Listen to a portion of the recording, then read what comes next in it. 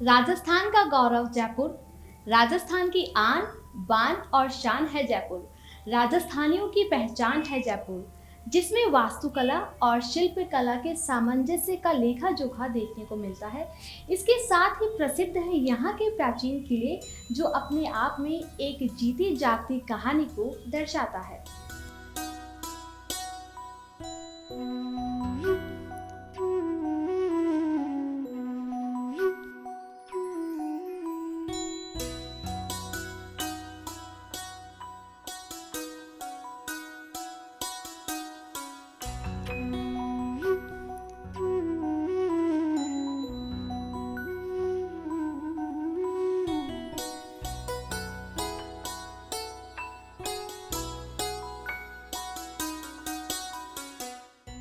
राजस्थान की अलौकिक संस्कृति, जिसकी गूंज आज भी इतिहास के पन्नों में सुनाई देती है।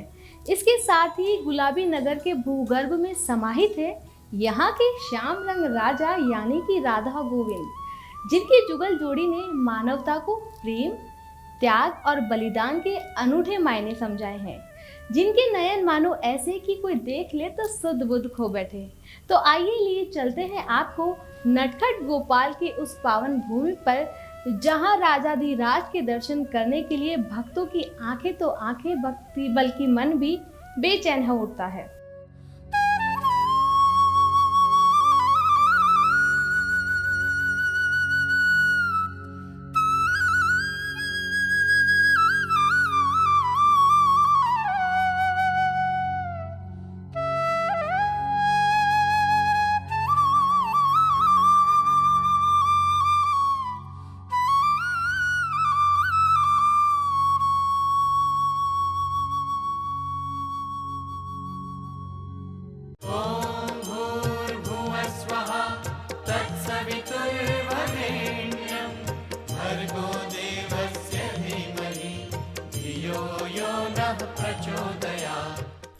जयपुर स्थित गोविंद देव जी के मंदिर का निर्माण राजा सवाई जयसिंह द्वितीय द्वारा सन 1715 में करवाया गया था। भगवान कृष्ण को समर्पित गोविंद देव जी का ये मंदिर जयपुर का इकलौता बिना शिखर का मंदिर है। गोविंद देव जी का मंदिर सिटी पैलेस में स्थित चंद्र महल की पूर्व दिशा में बने हुए जयनिवास के बगीचे के मध्य अहाते में बना हुआ है। गोविंद देव जी के मंदिर में स्थापित भगवान श्री कृष्ण के विग्रह को वृंदावन से लेकर जयपुर में प्रतिष्ठित करने की यात्रा बहुत लंबे संघर्ष के बाद संभव हो पाई थी।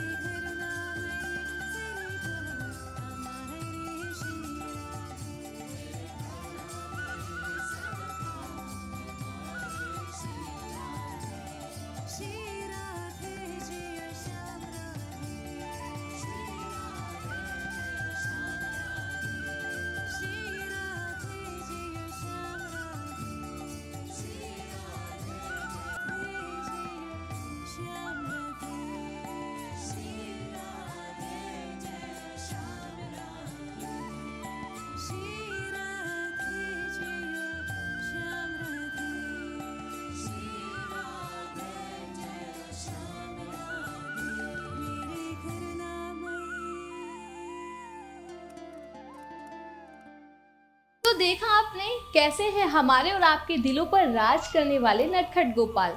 जानकर शायद आपको हैरानी होगी कि यहाँ आने वाले भक्तों ने सिर्फ उनके दीदार के लिए सारी उम्र गुजार दी। उनकी एक छवि पाने के लिए अपना संपूर्ण जीवन सिर्फ उनको ही सौंप दिया।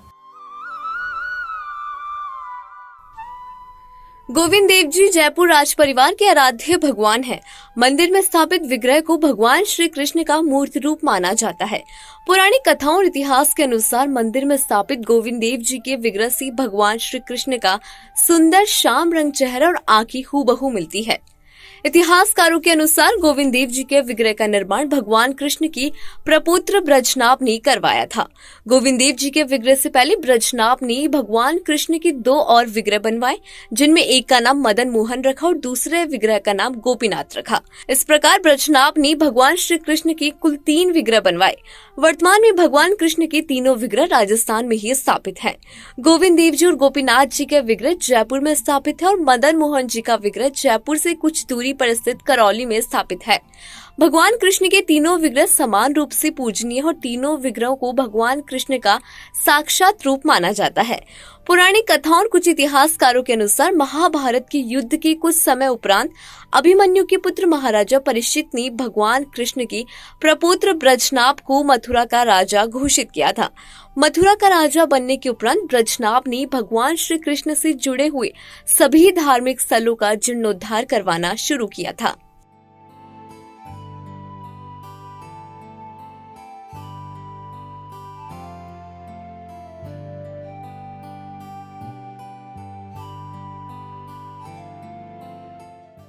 अपने पितामह भगवान श्री कृष्ण के प्रति ब्रजनाभ की बहुत ही गहरी आस्था थी। एक तरह से भगवान कृष्ण ब्रजनाभ के लिए सर्वप्रथम पूजनीय थे। अपनी इसी आस्था और श्रद्धा के कारण ब्रजनाभ ने भगवान कृष्ण का हूबहू विग्रह बनाने का संकल्प किया। भगवान कृष्ण को ब्रजनाभ की दादी ने देखा था, इसलिए अपनी दादी के द्वारा भगवान कृष्ण के किए गए वर्णनों के अनुसार भगवान श्री कृष्ण के विग्रह का निर्माण उस समय के श्रेष्ठ हस्तशिल्पियों से शुरू करवाना प्रारंभ किया।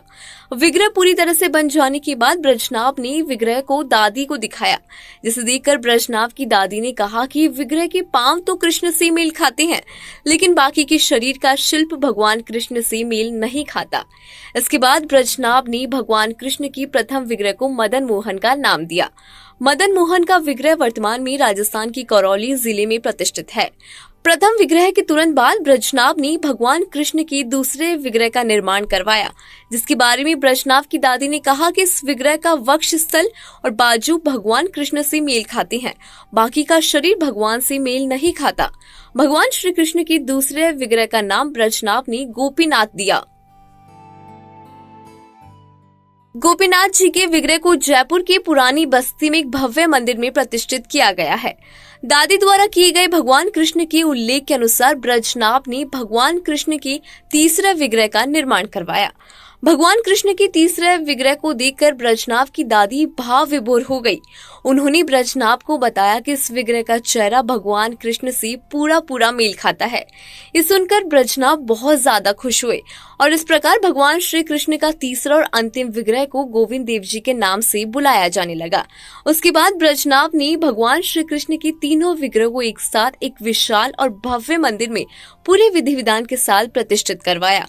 वर्तमान में भगवान श्री कृष्ण के तीनों विग्रह राजस्थान में प्रतिष्ठित हैं। गोविंद देव जी और गोपीनाथ जी के विग्रह जयपुर में प्रतिष्ठित है और मदन मोहन जी का विग्रह करौली में प्रतिष्ठित है। ऐसी मान्यता है कि अगर कोई भी व्यक्ति एक दिन में भगवान कृष्ण के तीनों विग्रहों का दर्शन करता है तो उसके ऊपर भगवान श्री कृष्ण का आशीर्वाद अपने आप आ जाता है। तो देखा आपने, ऐसे हैं गुलाबी नगर की जनता के दिलों पर राज करने वाले राजाधिराज श्री राधा गोविंद, जिनके दर्शनों के लिए भक्तों के पैर तो पैर बल्कि मन भी बेचैन होता है। भक्तों की डूबती कश्ती को किनारे तक लाने वाले गोविंद देव भक्तों के साथ जीवन के हर पड़ाव पे किसी साथी की तरह खड़े रहते हैं। जयपुर जिनका धाम है, गोविंद जिनका नाम है, ऐसे राधा गोविंद को बारंबार प्रणाम है।